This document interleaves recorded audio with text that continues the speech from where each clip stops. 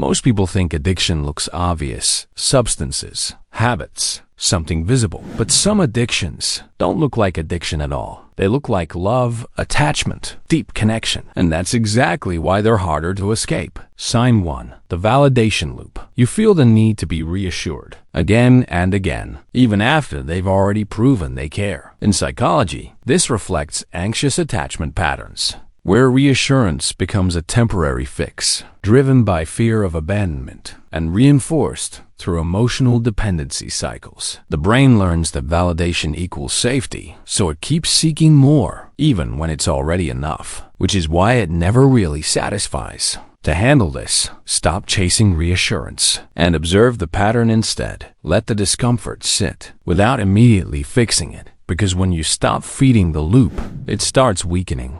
Sign 2. The emotional high chase. You crave the intensity, not the stability. Calm feels boring, almost empty. In psychology, this is tied to dopamine-driven conditioning, where emotional highs become addictive stimuli, often rooted in inconsistent reinforcement, making unpredictability feel exciting instead of unsafe. You're not attached to the person. You're attached to how they make you feel, and that confusion keeps you hooked. To handle this, separate intensity from connection. Stability isn't lack of emotion. It's emotional security, because not everything that feels strong is healthy. Sign 3. The overthinking spiral. You replay conversations, analyze tone, read between lines that may not even exist. In psychology, this links to cognitive distortion patterns, where the mind fills gaps with imagined meaning, driven by insecurity and fear of misalignment, creating a cycle of mental exhaustion and emotional dependency. The more you think, the more attached you become, and it feels like control, but it's not. To handle this, challenge the assumption behind the thought, not the thought itself. Not every silence means something deeper, because clarity doesn't come from overthinking. It comes from stepping back. Sign 4. The fixing compulsion.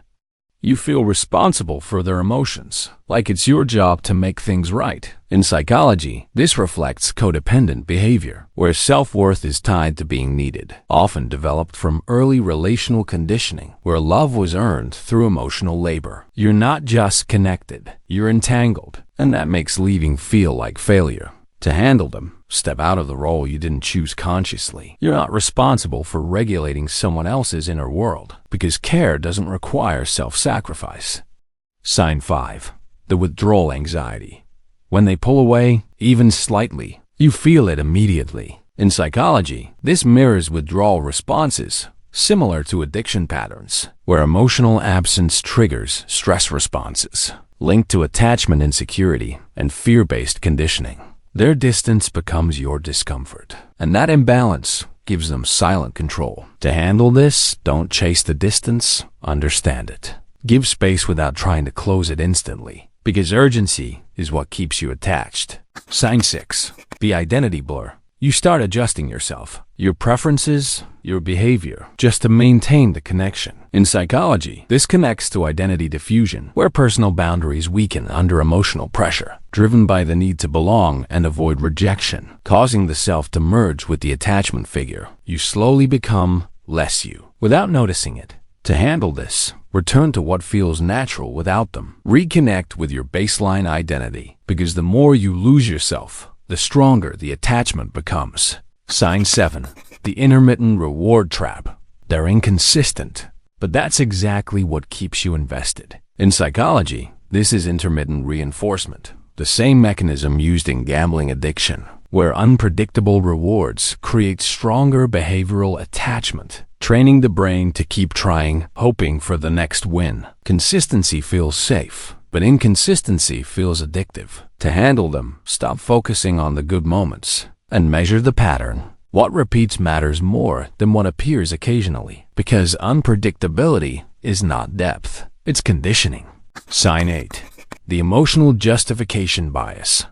You defend them even when something feels off. You explain their behavior, minimize your discomfort. In psychology, this is cognitive dissonance, where the mind reshapes reality to match emotional investment, reducing internal conflict, but reinforcing unhealthy attachment. You're not seeing clearly anymore. You're protecting the attachment. To handle this, trust the discomfort before the explanation. Your reaction is data, not weakness, because the truth usually shows up before the excuse does. Sign 9. The fear of replacement. You're not just afraid of losing them, you're afraid they'll replace you easily. In psychology, this reflects abandonment schemas, deep-rooted beliefs of being replaceable or not enough, often shaped by early relational experiences, creating hypersensitivity to perceived competition or loss. It's not about them leaving, it's about what that means about you. To handle this, separate your worth from their choice. Rejection is not definition, because your value doesn't decrease based on someone else's preference.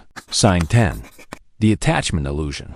It feels deep, rare, almost irreplaceable, like something you shouldn't let go of. In psychology, this is emotional imprinting combined with projection, where you attach meaning to the connection based on what it represents, not what it actually is, blending fantasy with reality. You're not holding on to them, you're holding on to what you believe they are. And that's the hardest thing to release. To handle this, separate the person from the story you created. See them without interpretation, because clarity breaks illusions instantly. These patterns don't happen randomly. They come from the same core: emotional hunger, fear of loss, the need to feel secure through someone else. Different behaviors, same underlying pull. Awareness doesn't make you distant. It makes you harder to trap. If this felt uncomfortably accurate, then you're already seeing what most people don't.